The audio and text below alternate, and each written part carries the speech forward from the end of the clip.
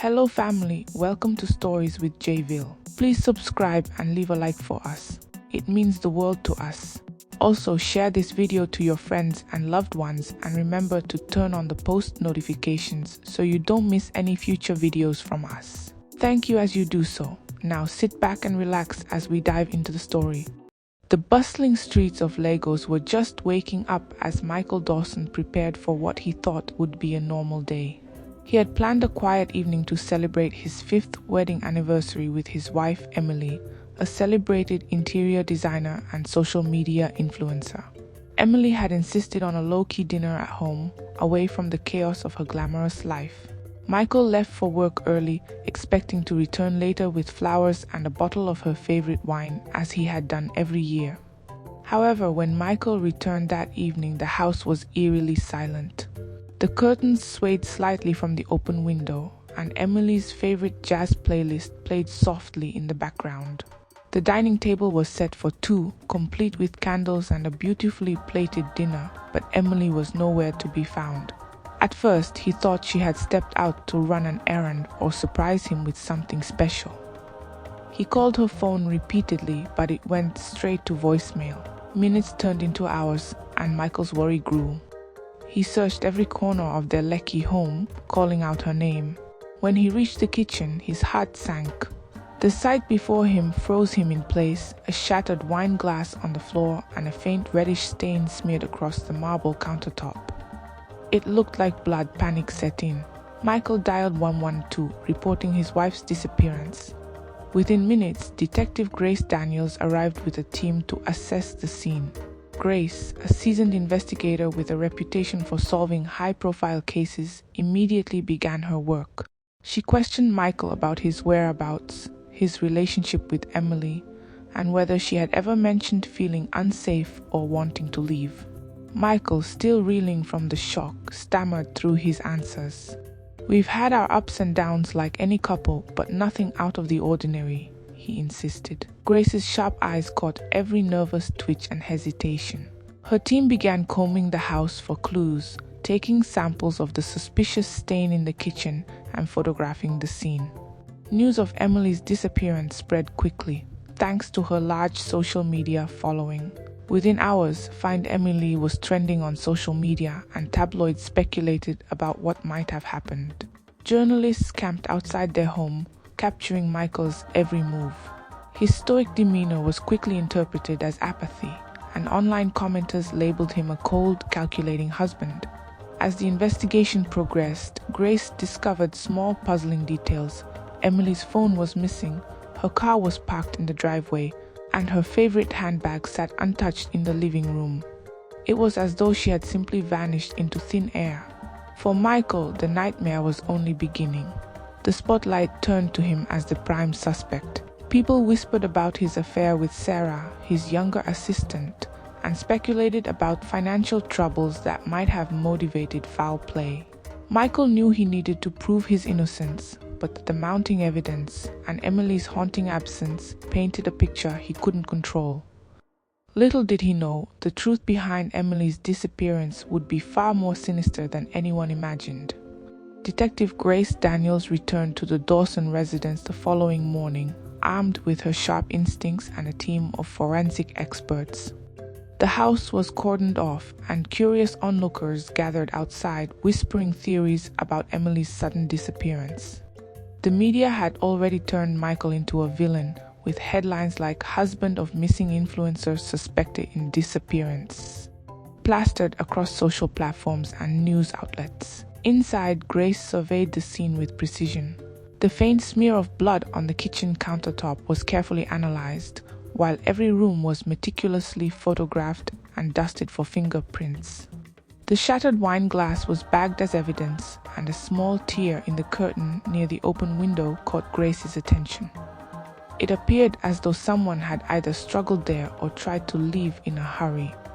"Where were you between 9 a.m. and 5 p.m. yesterday?" Grace asked Michael, her tone professional but firm. "I was at work at my firm in Victoria Island. You can check with my staff," Michael replied, trying to keep his composure. His mind raced as he replayed the previous day, wondering if he had missed any signs that something was wrong with Emily. And your relationship with your wife? Any arguments recently? Grace pressed, studying his face for any sign of deceit. Michael hesitated. No serious arguments. We've had disagreements like any couple, but nothing major. We were supposed to celebrate our anniversary last night. Grace raised an eyebrow. I see. She made a note in her journal, her skepticism evident. What about your financial situation? Any recent struggles? Michael sighed, the weight of the question pressing on him. We've had some challenges. Business hasn't been great, and Emily was stressed about having to downsize, but we were managing. As Grace continued her line of questioning, one of the forensic technicians approached her with an item in an evidence bag. It was a torn piece of paper with faint handwriting on it. We found this in the kitchen trash.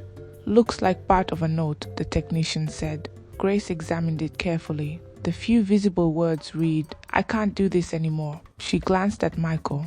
Recognize this? No, Michael said, his voice cracking slightly. I don't know what that is, He stopped himself, realizing how guilty he must sound. Meanwhile, journalists outside the house were abuzz with speculation. Emily's close friend Rachel gave an emotional interview, painting a picture of Emily as a kind-hearted woman who had confided in her about difficulties in her marriage. She told me she felt trapped, Rachel said tearfully. I just hope she's safe. Michael's blood ran cold as he watched the interview later that evening. He felt the world turning against him and the mounting pressure threatened to crush him. He called his best friend Daniel, desperate for advice. You need a lawyer, Mike, Daniel said firmly. This doesn't look good. You're going to need someone to fight your corner. Michael agreed, but deep down, he couldn't shake the feeling that Emily was orchestrating something far bigger than he could imagine.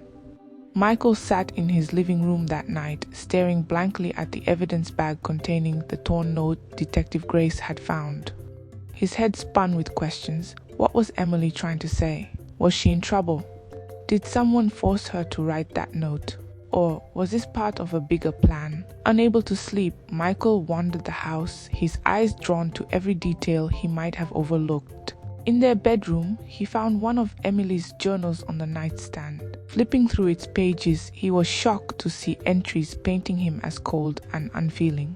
Phrases like, Michael doesn't care about my dreams anymore, and I feel invisible in my own home, jumped off the page. It was as though she had been documenting their marriage's downfall in secret. The journal rattled him, but it also seemed calculated. Emily had always been meticulous, almost obsessive about her work and her image. Could this have been part of something she planned? Before he could dwell on it, his phone buzzed. It was Daniel, his best friend. Mike turned on the TV. Now Daniel's voice was tight with urgency. Michael grabbed the remote and flipped to the local news. There was Rachel again, Emily's best friend, speaking to reporters outside her own home. Emily told me she was scared, Rachel said, her voice quivering with emotion. She said Michael wasn't the man she married anymore. If she's out there somewhere, I just want her to know she's not alone. We'll find her. Michael clenched his jaw. Rachel was spinning a narrative that made him look like a villain. He knew their marriage wasn't perfect, but the idea of him being a danger to Emily was absurd. He needed to get ahead of this story before it spiraled further out of control. The next morning, Detective Grace returned with news. We found her car, she said. It was abandoned near Ypres. No signs of struggle, no fingerprints other than hers. Michael frowned. So she left willingly? It's unclear, but we also found something else, Grace continued, pulling out another evidence bag. This one contained a key with a small note attached. It read, "First anniversary, remember?" Michael's stomach churned. Every year on their anniversary, Emily had left clues for him to find a gift or relive a special memory. But this clue felt different, ominous. Grace handed him the key. Any idea where this leads? Michael's mind raced. On their first anniversary, Emily had given him a key to a safe in their old office building. The safe contained a scrapbook she'd made of their first year together. Could it still be there? Was she leading him somewhere now? As Grace's team continued investigating the house, Michael decided to follow the clue. With Daniel by his side, he drove to their old office building, now a near-abandoned complex in Victoria Island. The key fit perfectly into the safe. Inside, however, there was no scrapbook, only an envelope addressed to him. Trembling, he opened it to find a simple note. "You're not as smart as you think." Michael's heart sank. Emily was playing a game and he was losing. Michael stared at the note in disbelief, the words searing into his mind. "You're not as smart as you think." His pulse quickened as Daniel, standing beside him, glanced at the paper. "What the hell is this, Mike?" "She's taunting you," Daniel said, his voice laced with concern. Michael folded the note and slipped it into his pocket. "This doesn't make sense. Why would she do this? Why go through all of this trouble too? What? Make me look guilty?" The safe was otherwise empty, a stark reminder of how far Emily was willing to go. Michael's gut told him she was alive. But where? And why was she doing this? As they left the old office building, Michael's phone buzzed with another call from Detective Grace Daniels. Her tone was sharp. "Michael, we need you back at the house. Now." Michael and Daniel rushed back to his Lekki home, where Grace was waiting on the front steps with her team. The media frenzy outside had intensified, with reporters shouting questions and snapping photos as Michael approached. Inside, Grace wasted no time. "We found new evidence," she said, leading Michael to the garage. There, tucked behind a stack of old boxes, was a suitcase. Inside were clothes, a bundle of cash, and several receipts for purchases made in Emily's name. Michael's heart sank. "I didn't put that there," he said, his voice firm but tinged with desperation. Grace crossed her arms. "It's your house, Michael. You're telling me you had no idea this was here?" "No," he exclaimed. "She must have planted this before she left." Grace's expression remained neutral, but her eyes betrayed a flicker of doubt. "The receipts suggest she's been planning this for weeks, maybe months. There's also a diary entry where she mentions wanting to escape. Combined with what we've found here, this doesn't look good for you." Michael clenched his fists. "I didn't hurt her. I'm telling you, she's alive and she's setting me up." Grace studied him for a long moment before speaking. "If she's alive, Michael, we'll find her. But right now, the evidence isn't in your favor." As the detectives continued their work, Michael retreated to the living room, his mind racing.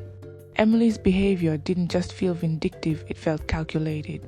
She had always been brilliant, but this level of manipulation was beyond anything he could have imagined. "Mike, you need to get ahead of this," Daniel said, breaking the silence. "The longer this drags on, the worse it'll get for you." Michael nodded. He knew Daniel was right. The media was already painting him as the villain, and Emily's carefully planted evidence was only adding fuel to the fire. That night he decided to go public. With Daniel's help, he scheduled an exclusive interview with a prominent journalist. If Emily was watching, and Michael was certain she was, he needed to send her a message. As the cameras rolled and the questions came, Michael spoke directly to Emily. "If you're out there, I want you to know I won't stop looking for you. Whatever happened, whatever you're trying to prove, we can fix this. Come home."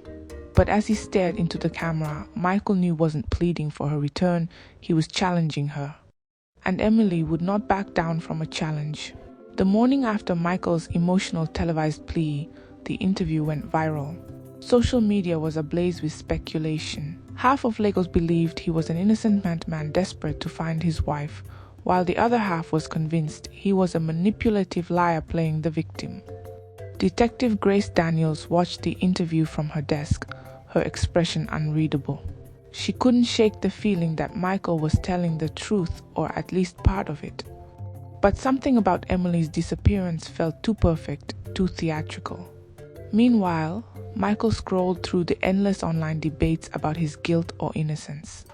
His phone buzzed incessantly with calls from reporters, old friends, and even strangers offering unsolicited advice. He ignored them all until Daniel barged in with an update. "Mike, you're not going to believe this," Daniel said, holding up his phone. "Someone just leaked Emily's diary entries online. The ones Grace found." Michael snatched the phone and skimmed through the entries. They painted a damning picture, a husband who was cold, dismissive, and possibly violent. One entry even read, "If something happens to me, it's Michael's fault." "This is insane," Michael muttered. "She's orchestrating this from wherever she is." "Or someone else is," Daniel suggested. The The thought lingered. Emily was meticulous, but she wouldn't trust just anyone to execute her plans. Was there someone helping her? As Michael and Daniel discussed their theories, Detective Grace arrived unannounced. "We need to talk," she said, her tone serious. Grace revealed new information. Emily's credit card had been used to purchase a train ticket from Lagos to Ibadan 2 days before her disappearance. Surveillance footage from the station showed a woman in a hooded sweatshirt boarding the train, but the footage was grainy and her face wasn't visible. "That could be anyone," Michael argued. "Could be," Grace admitted, "but the timeline matches and it's the first solid lead we've got. We're heading to Ibadan to follow up." Michael offered to go with them, but Grace declined. "This is police work, Michael. Stay here and let us do our job." As Grace and her team left, Michael felt more restless than ever. He couldn't sit idly by while his life unraveled. He convinced Daniel to drive with him to Ibadan, determined to find answers on his own.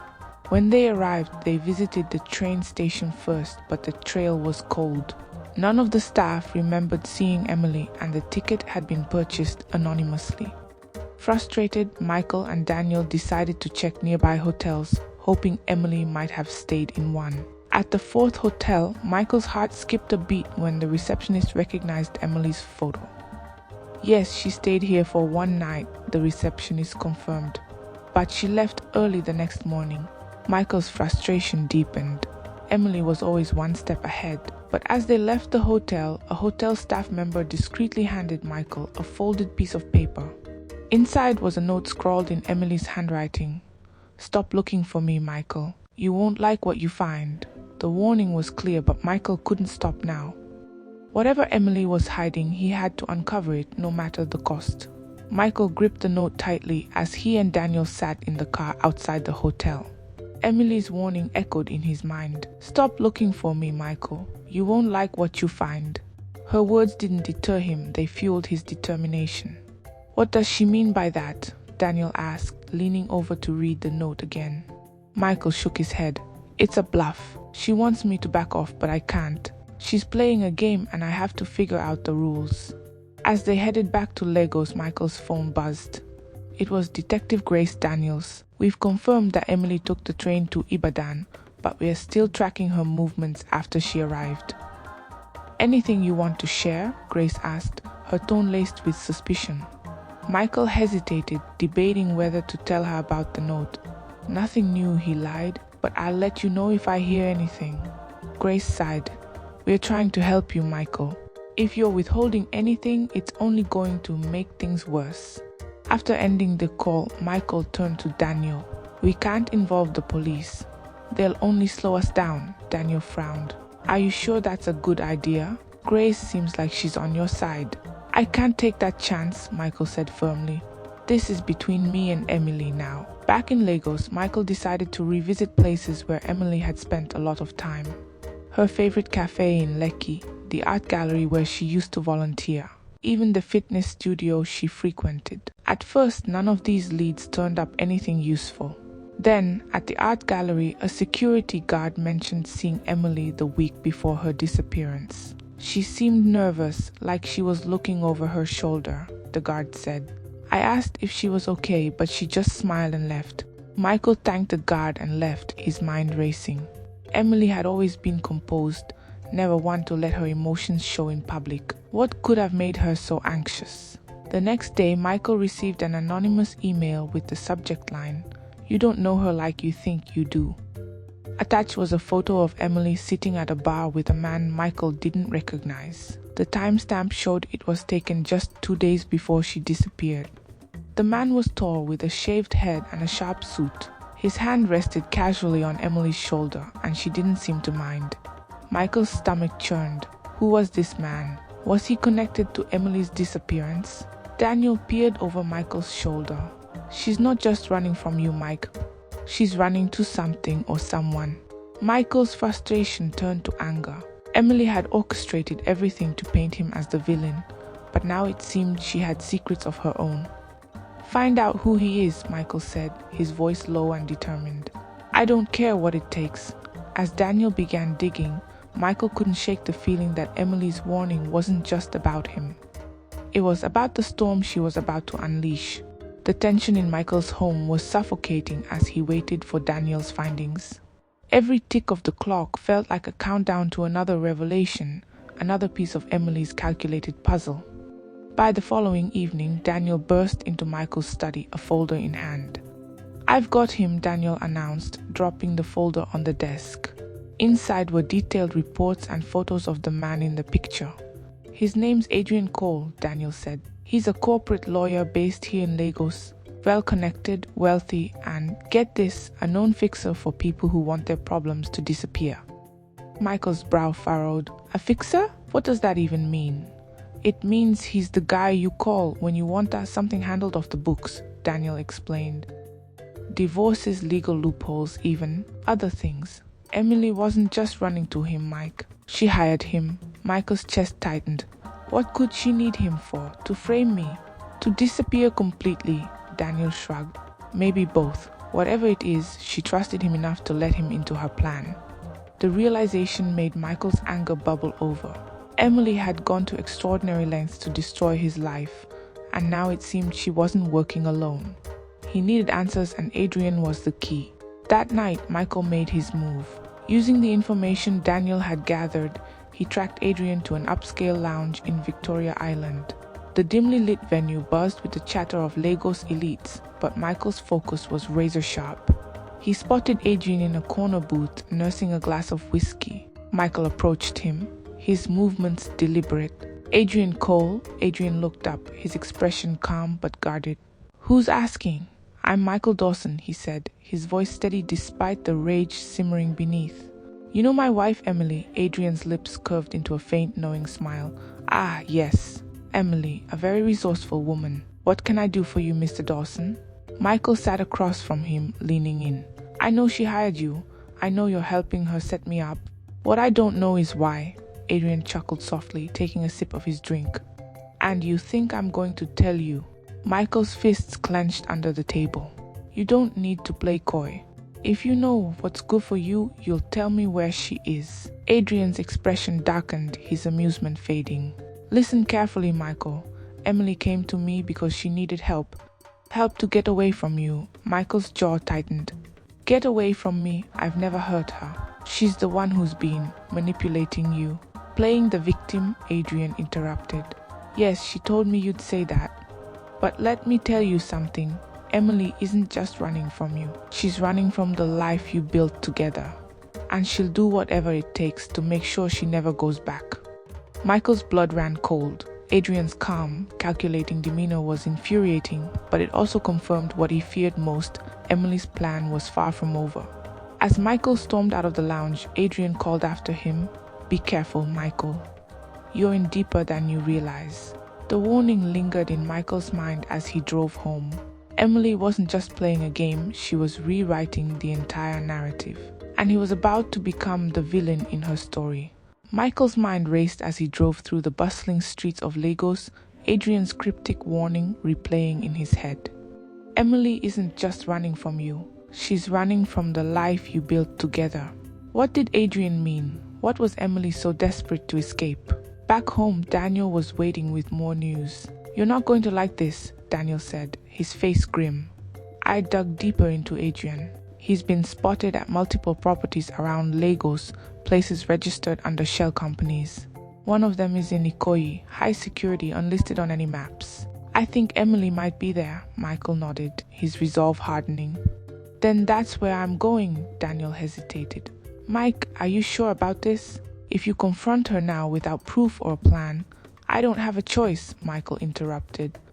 "Emily's out there orchestrating this chaos, and I can't just sit here while she ruins everything." That night, Michael and Daniel drove to the Koi property. It was a sleek modern house surrounded by tall walls and security cameras. Michael's heart pounded as they parked a few blocks away and approached on foot. "Are we really doing this?" Daniel whispered. "Yes," Michael replied, his voice steady. They found a blind spot in the camera coverage and scaled the wall. Inside the house was eerily quiet. Through a window, Michael spotted Adrian talking to someone, Emily. She was pacing the room, her movements sharp and deliberate. Michael strained to hear their conversation, but all he caught were fragments. "We need to move fast," Emily said, her voice carrying urgency. "He's not going to stop." Michael's chest tightened. Whatever Emily was planning, it was escalating. Suddenly, a guard appeared, shining a flashlight. "Hey, who's there?" Michael and Daniel froze. The guard began approaching, but Daniel quickly whispered, "Run." They bolted back towards the wall, the guard shouting behind them. They barely made it out, tumbling onto the street. As they ran back to the car, Michael's frustration boiled over. "She's hiding something big, Daniel. And Adrian's helping her pull it off," Michael said, his breath ragged. "No kidding," Daniel replied, "but we're lucky we didn't get caught. We need another plan." The next morning, Michael received a message from an unknown number. It contained a single photo, Emily and Adrian standing by the Ikoyi property. The caption read, "Stay out of it, Michael, or you'll regret it." Michael's hands shook as he showed the message to Daniel. "She knows we were there," Daniel frowned. "She's taunting you, Mike, trying to scare you off." "Well, it's not working," Michael said. "I'm done playing her game." Determined to take control, Michael contacted Detective Grace Daniels and told her everything about Adrian, the Ikoyi property, and Emily's message. Grace listened carefully, her expression unreadable. "If what you're saying is true, we'll need hard evidence," Grace said. "I can't act on speculation alone." Michael clenched his fists. "Then let's get the evidence." "Together," Grace nodded. "All right. But if Emily really is the mastermind behind this, we'll need to move carefully. One wrong step and she could vanish again." Michael agreed, but one thing was clear, Emily's game was nearing its end. And Michael was determined to uncover the truth no matter the cost. The tension in Michael's chest felt like a vice as he and Detective Grace Daniels prepared to revisit the Ikoyi property. This time they had a search warrant. Grace had mobilized a small team, ensuring no mistakes would be made during the operation. Daniel, sitting beside Michael in the unmarked van parked a block away, gave him a reassuring pat on the shoulder. "This is it, Mike. We're finally going to get some answers." Michael nodded, but his jaw remained tight. His mind swirled with images of Emily, her face twisted in anger, her cryptic notes, and her unsettling partnership with Adrian. The team moved in swiftly, their coordinated steps silent but purposeful. Grace led the charge, her hand resting on the holster at her hip. Michael and Daniel stayed back, watching from the van, their breaths bated. Inside the house, the scene was both chaotic and revealing.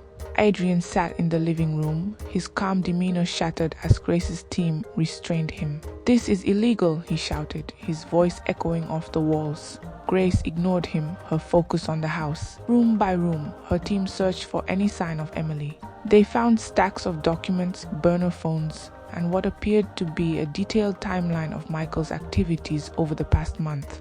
Michael's heart raced as Grace walked back to the van holding a small locked box. "We didn't find Emily, but this might tell us where she is," Grace said, handing the box to Michael. Michael fumbled with the lock, his hands trembling. Inside, he found a journal, Emily's handwriting unmistakable. The entries were chilling. "Michael thinks he's clever, but he's predictable. Adrian's connections will ensure everything goes as planned. I just need to stay ahead of him." Another entry read, "The Ikoyi property is only temporary. Once the final phase is set, I'll disappear for good." Michael slammed the journal shut, his mind spinning. "She's always been 3 steps ahead," he muttered. Grace placed a hand on his shoulder. "We'll find her, Michael. But it's clear she's been planning this for a long time. You need to be prepared for whatever we uncover." Just then, Michael's phone buzzed. It was another message from the unknown number. "You're too late, Michael. Stop before you regret it." Daniel leaned over to read the message, his face pale. "She's watching us." Michael's frustration boiled over. "No, I'm done letting her control this. Grace, we have to move now. She's out there and I'm not stopping until I find her." Grace hesitated but nodded. "We'll analyze everything we've found here and track her down. But we have to be smart. If she knows we're closing in, she'll vanish again." As the team packed up the evidence, Michael stared at the journal in his hands. Emily's words weren't just a warning, they were a challenge. For the first time, Michael felt a glimmer of hope. Emily's web of lies was unraveling and the truth was finally within reach. But as he prepared for the next step, he couldn't shake the feeling that the endgame would be more devastating than he could imagine. The following morning, Michael sat at the edge of his bed, the weight of the last few weeks crushing him. The journal sat on the nightstand, its pages filled with Emily's meticulous planning. She had woven a web of deceit, and now as the pieces fell into place, Michael knew it was time to confront her directly. Detective Grace Daniels called him just after sunrise. "Michael, we've found something," she said, her voice urgent. One of the burner phones from Adrian's house had GPS logs. "Emily's been in Lekki. There's a safe house there." Michael's heart pounded. "Is she there now?" "We're moving in to confirm," Grace replied. "I thought you'd want to be there." Michael wasted no time. Within the hour, he was in an unmarked car with Grace, heading towards Lekki. The safe house was tucked into a quiet, gated community, unassuming but heavily secured. Grace's team surrounded the property, their movements precise and silent. As they breached the house, Michael stayed behind, his breath hitching as he watched the officers sweep through the rooms. Finally, Grace's voice came through on the radio. "We've got her." Emily was seated in the living room, her hands cuffed in front of her. She looked unshaken, her calm demeanor infuriating. As Michael entered, her eyes met his and she smirked. "Well, hello, Michael," she said, her tone dripping with mockery.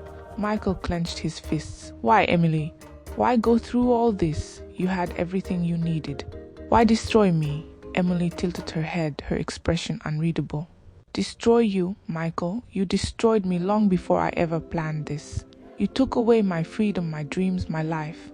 Michael stared at her, his anger simmering. "This isn't about me. This is about you. Your obsession with control, your need to manipulate everyone around you."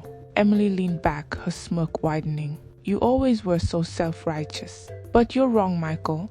This was never just about control. It was about survival. And if you hadn't interfered, I'd be free right now." Grace stepped forward. "Emily, we have evidence of your involvement with Adrian, your staged disappearance, and your plans to frame Michael." "It's over." But Emily laughed, a chilling sound that echoed in the room. "You think you've won, but you don't know the full story. You'll never know." As the officers led Emily away, Michael felt a strange mix of relief and emptiness. The woman he had loved, the woman he thought he knew, was a stranger, one who had tried to ruin him. Later that evening, as Michael sat in his quiet home, Grace visited him. "She's going to face justice, Michael," Grace assured him. "But you need to start rebuilding your life." Michael nodded, staring at a photo of him and Emily from happier times. "I just don't know where to start," he admitted. Grace smiled gently. "One step at a time. The truth is out now, and that's what matters." As the sun set over Lagos, Michael realized that while Emily's chapter in his life was closing, a new one was beginning. One where he would finally reclaim his peace.